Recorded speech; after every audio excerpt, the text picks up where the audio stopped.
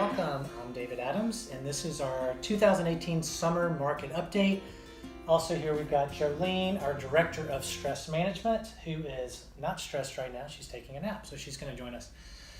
Now, let's talk a little bit about the economy and politics as they continue to be chaotic / scary / entertaining / somehow managing to go well despite all the craziness. And let's talk a little bit about why.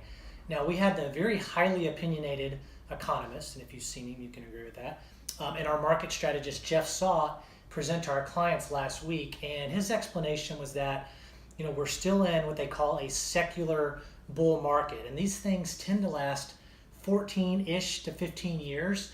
Like back in the 1960s, I think it was 66 to 1980 was a very flat market. Then you had the 80s and 90s, which was a cyclical bull market.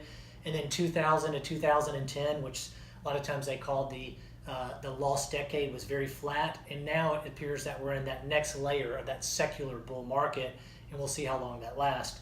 And one thing that Jeff and I discussed was how the 1980s really represented the Mercedes and the 7,500 square foot home. And then you went into the 1990s, which was really more about experiences and travel.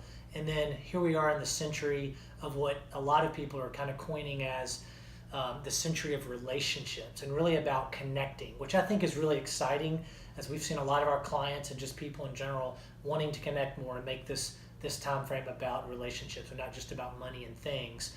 And I really love this thought, and as my new book is coming out this fall, shameless plug, sorry, we really discuss a lot about how important this is to the fulfillment of life, and that there's much more happiness that you can find outside of money. So something definitely to think about. But back to the market, okay?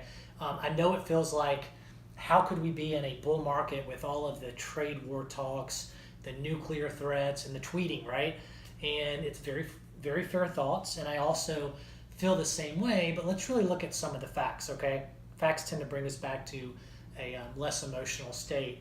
What kills a bull market typically? And global growth would have to really decelerate, and as of now, it's not. Wages and inflation, they would have to surge, and they're not as of right now.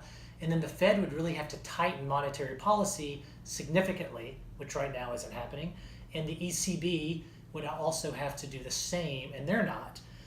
Equities would really need to be expensive in relation to bonds, and they're not. And investors would really have to be euphoric about equities, and they definitely are not right now. Maybe optimistic, but not euphoric.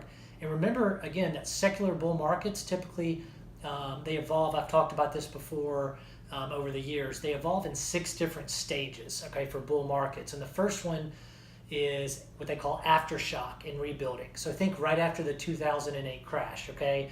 The second step in a secular bull market is usually we go to this feeling of guarded optimism. And this is really us. That's what Jeff and I were talking about. We think we're in that step number 2, where we're optimistic, but we're still guarded. Step 3 is enthusiasm. I think we're getting close, but we're not really there with all of the fears of Trump and trade wars, etc. Number 4 would be exuberance. And think 2007.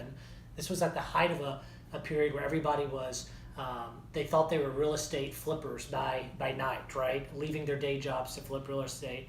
Almost that feeling of exuberance. And then number 5 would be piggybacking on that, unreality. Think the tech stocks in 1999, right? And then followed by the last stage, typically before things get bad, which would be cold water and just flat out disillusionment, which would really be right before a big crash. So based on all this, investor mentality still shows room to expand in this bull market, because most investors are not at that unreality phase. Now, with all of that being said, I am worried about this trade war stuff that Trump is instigating with China. And yes, he may be a good negotiator, and there's a good chance that he strikes a deal and the market recovers nicely. I'm hoping for that.